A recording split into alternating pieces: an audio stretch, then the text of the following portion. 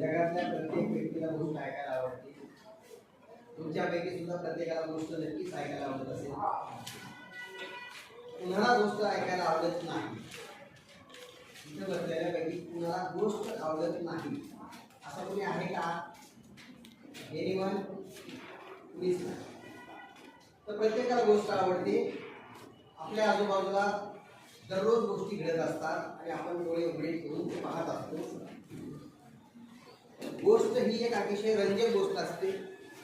एक होता राजा किंवा एक होता अमुक, एक होता तमुक, एक होता शेतकरी, असं तुम्ही लहानपणापासून गोष्टी ऐकत आलेला. तुम्ही आता फर्स्ट इयरला आलात तरीही तुम्हाला गोष्टी म्हणजे कथाकथन हा प्रकार ठेवलेला आहे विद्यापीठानं. तो याच्यासाठी ठेवलेला आहे की कथाकथनामध्ये सुद्धा आपल्याला करिअर करता येतं. कथा सांगणाऱ्या व्यक्तीला सुद्धा गॅदरिंगला किंवा वेगवेगळ्या ठिकाणी बोलवलं जातं. तुम्ही व्हिडिओवर एक मुलगी पाहता, सुंदर मुलगी दिसते, दिसायला पण सुंदर आहे आणि ती अतिशय खाली कथा सांगते. काय नाव आहे तिचं? माहित नाही? शोधा तुम्ही. कथा वाचक आहे ती.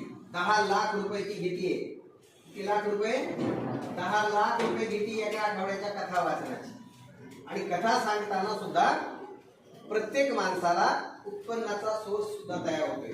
विद्यापीठानं त्यासाठीच तुम्हाला हा अभ्यासक्रमाला भाग ठेवलेला आहे की प्रत्येकाला कथाकथन जरी करता आलं तरी पोट भरता येणार. आता कथाकथन करायचं म्हणजे काय करायचं नेमकं? झाले तर बाकी आहे काही? आता सांगायला सुरुवात करू का? ओके. गोष्ट सांगण्याची एक पद्धत असते आणि त्याला हुंकार द्यावा. आता तुम्ही हुंकार द्या किंवा नका देऊ, मी माझं काम करत राहील. पण माझी आजी ज्यावेळी गोष्टी सांगायची त्यावेळी मी तिला हो म्हणायचो आणि गोष्ट पुढे चालायची. हो यासाठी म्हणायचं की संध्याकाळची वेळ असायची, समोरचा माणूस झोपलाय का नाही हे बघण्याची जी काय असायची टेस्ट असायची. कारण या ऐकणाऱ्यानं जागा असलं पाहिजे. सांगणाऱ्यानं सांगत जायचं आणि ऐकणाऱ्यानं ह म्हणायचंय. मग ती म्हणायची एक होता राजा, ती म्हणायचं ह. ती सांगायची त्याला होत्या 2 बायका, ती म्हणायचं ह. असं करत करत ती गोष्ट काय व्हायची? शेवटापर्यंत यायची. आता मी तुम्हाला ह म्हणणार नाही, फक्त डायरेक्ट गोष्ट सांगतो. आपल्या आजूबाजूला सध्या जे काय आवाज येत आहेत क्रीडा स्पर्धा चालू आहे.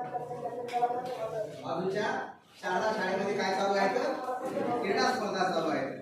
माणसाला रस्त्यात कथा झाल्या पाहिजेत का, गोष्टी झाल्या पाहिजेत का, खेळ झाले पाहिजेत का, डान्स झाला पाहिजे का, तर त्याच्याकडे खेळ सुद्धा असला पाहिजे. खेळाला सुद्धा माणसाचं समृद्ध जीवन होतं आणि जगणं